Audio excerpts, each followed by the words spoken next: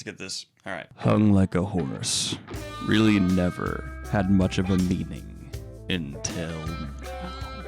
I try not to stare and fail. I can handle fangs, the tail, the suede-like bluish-gray skin.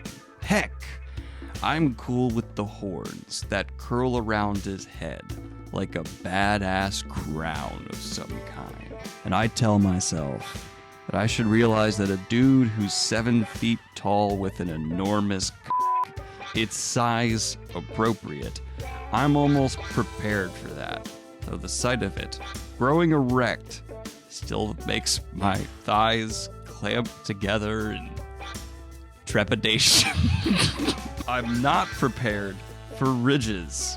He's got freaking ridges on his just like the upraised texture along his chest. By the way, his tongue too is ribbed for her pleasure. So that's really nice for her. Anyway, today we're going to be reviewing Smut. I know many of you were expecting a Wheel of Time read-along continue, but I've gotten continual comments saying you need more time to catch up. And I get it. It's a big, dense series. So instead, I thought I would review a book sent to me by a subscriber who I probably assumed I'd never actually read this, but it took about, I'm gonna be honest, I skimmed the ending a bit, but it took about an hour and a half to get through, and despite all the criticisms I'm about to say, I had a good time. There's something genuinely enjoyable about kinda well-written trash. Now, let me get in,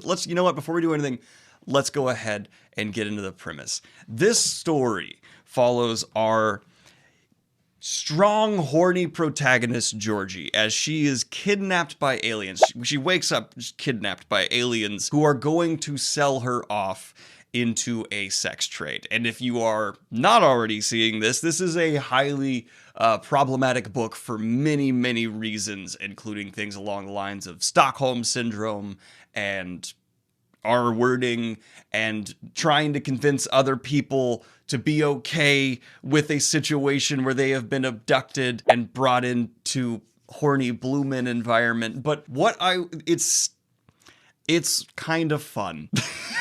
It's fun like watching a car crash, but the car crash is a penis. But she escapes, and she gets found by these gigantic blue sentient sex toys that resonate and have like spiritual sex chosen ones, and that is the situation she ends up in. What then unfurls is one of the horniest adventures I have ever seen from a female perspective, largely from a female perspective. This is multi-POV. And again, the cover perfectly encapsulates this. Honestly, to the cover artist, kudos, because we have like a realistic graphic sex scene followed up with a schlocky display of like a stock image UFO, but it's kind of like a dark UFO, and that gets into the darker themes here. And I want to touch on one thing in particular that kind of like goes into the problematic area. I don't know if the author wanted us, from a literary critical sense, to understand that our protagonist is going through Stockholm Syndrome, and therefore what they're saying and doing is wrong. And I kind of want to give the author the benefit of the doubt, because while this is not written, you know, in a way that holds up to the likes of...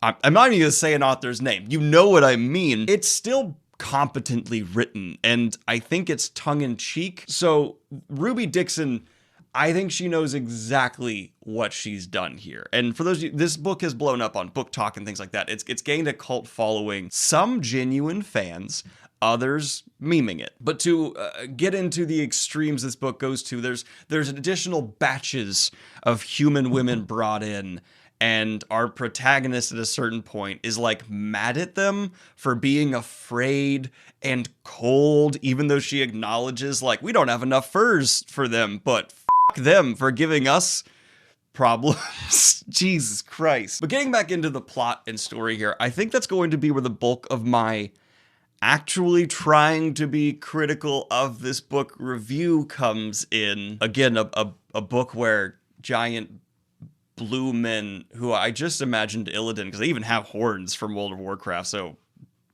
giant Illidans have ribbed penises and tongues and stuff. But okay, let's get into the tonal thematic clashing, because we have something that, let's be honest, on face value is giant WTF. It's a very strange story. You'd think the author would approach it with a very like lighthearted lens or something along those lines, but there are some like really dark moments here. We go from having someone being like, I'll that dude for a fire, to then the realization of scarcity of being on an ice planet and like starvation being a possibility, and then a graphic sex scene and our protagonist talking a woman into being okay with boning one of the people who's currently like their only way of surviving, and that's a power dynamic issue. There's a lot of issues with consent in this book. Major trigger warnings, like, if you're going to try and pick this up. Seriously, like, don't, if that will bother you at all. But that tonal clash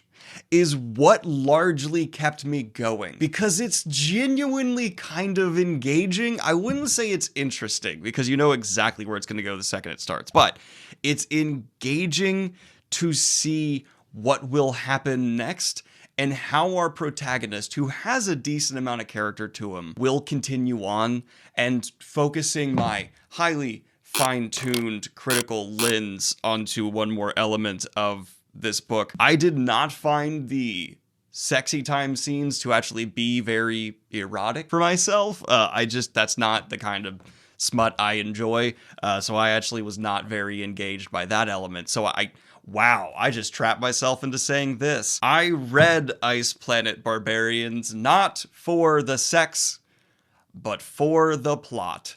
So I need to reevaluate a lot about me, I guess. But at the end of the day, it's very important to remember literature, books, especially within this genre, one of their main purposes is to keep us entertained.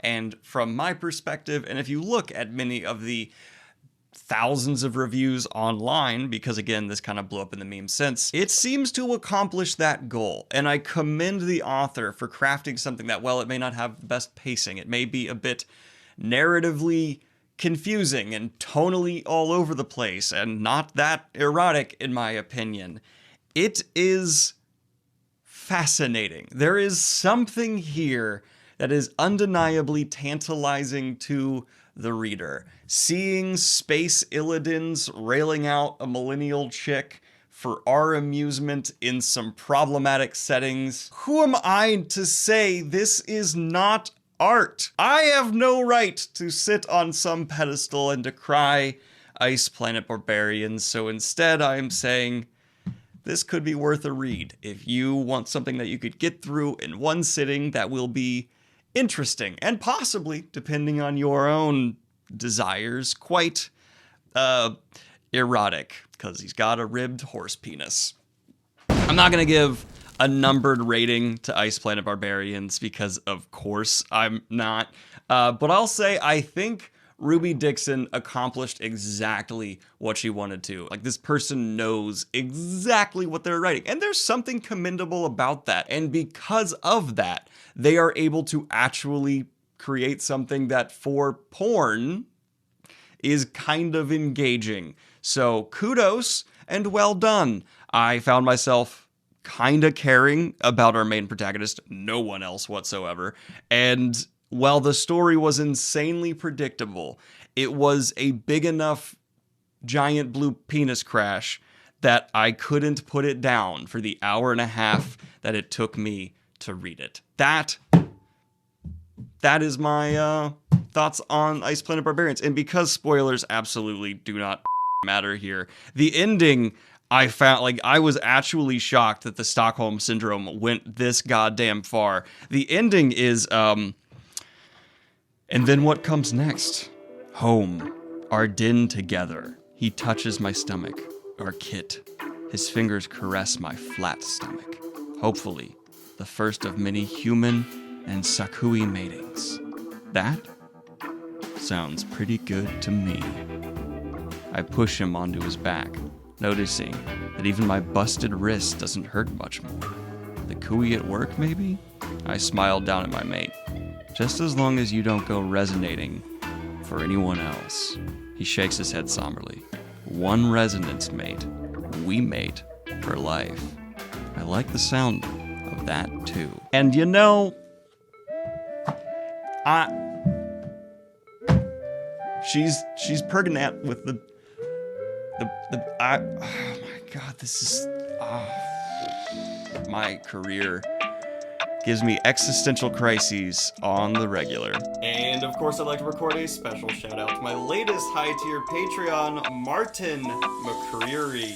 Hope you don't mind it being in this video.